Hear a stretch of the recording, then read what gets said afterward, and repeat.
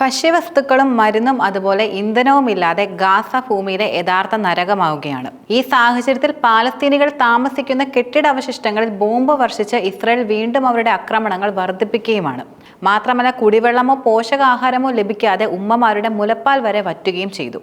ഈ സാഹചര്യത്തിൽ 14,000-ലേറെ നവജാത ശിശുക്കളാണ് മരണത്തിന് കീഴടങ്ങാനായി ഒരുങ്ങി നിൽക്കുന്നത്.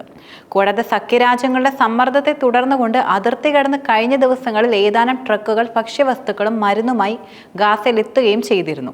എന്നാൽ അവ വിതരണം ചെയ്യാൻ ഇസ്രായേൽ സൈന്യം അനുവദിക്കാത്തത് യഥാർത്ഥത്തിൽ സ്ഥിതി കൂടുതൽ പ്രതിസന്ധിയിലാക്കിയിരിക്കുകയാണ്.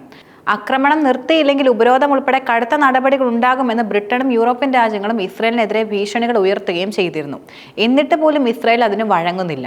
യൂറോപ്യൻ യൂണിയനും കൂടുതൽ രാജ്യങ്ങളും ഇസ്രായേലിനെ ശക്തമായി തന്നെ വിമർശിച്ച് രംഗത്തുമെത്തി. മാത്രമല്ല, കഴിഞ്ഞ ദിവസം നടന്ന ആക്രമണത്തിൽ 82 പാലസ്തീനികൾ കൊല്ലപ്പെടുകയും ചെയ്തു. കൂടാതെ ഇതിൽ ഉൾപ്പെടുന്നത് കൂടുതലും സ്ത്രീകളും കുട്ടികളുമാണ്. ആക്രമണം ശക്തമായതിനെ തുടർന്ന് ഒരാഴ്ചക്കിടെ 600-ലേറെ പേരാണ് കൊല്ലപ്പെട്ടത്. അധിനിവേശ വെസ്റ്റ് ബാങ്കിലെ ജെനിൻ അഭയാർത്ഥി ക്യാമ്പ് സന്ദർശിക്കാനെത്തിയ യൂറോപ്യൻ നയതന്ത്ര പ്രതിനിധി സംഘത്തിന് നേരെയും വലിയ രീതിയിലാണ് ഇസ്രായേൽ ആക്രമണം നടത്തിയത്. മാത്രമല്ല, ഗാസയിലുള്ള മുഴുവൻ പാലസ്തീനികളെയും നാടുവിടാൻ നിർബന്ധിക്കുകയാണ് ഇസ്രായേൽ കൂടുതലും ചെയ്യുന്നത്. അതുപോലെ തയ്യാറാകാത്തവരെല്ലാം നിർദ്ദയം കൊന്നൊടുക്കുമെന്ന ഭീഷണിയും ഇസ്രായേൽ മുഴക്കുന്നുണ്ട്. കൂടാതെ വ്യോമാക്രമണത്തിൽ ഗുരുതരമായി പരിക്കേറ്റ് തകർന്ന ആശുപത്രികളിൽ എത്തുന്നവരെ ചികിത്സിക്കാൻ മതിയായ സൗകര്യങ്ങളൊന്നും ഇവിടെ നിലനിൽക്കുന്നില്ല. കൂടാതെ ചികിത്സ കിട്ടാതെ അനേകം പേർ മരിക്കുകയും ചെയ്തു. സയനിസ്റ്റ് സംഘങ്ങൾ ഗാസയിലേക്ക് കടക്കുന്ന ട്രക്കുകൾ തടയുന്നതായും റിപ്പോർട്ടുകൾ നിലനിൽക്കുന്നുണ്ട്.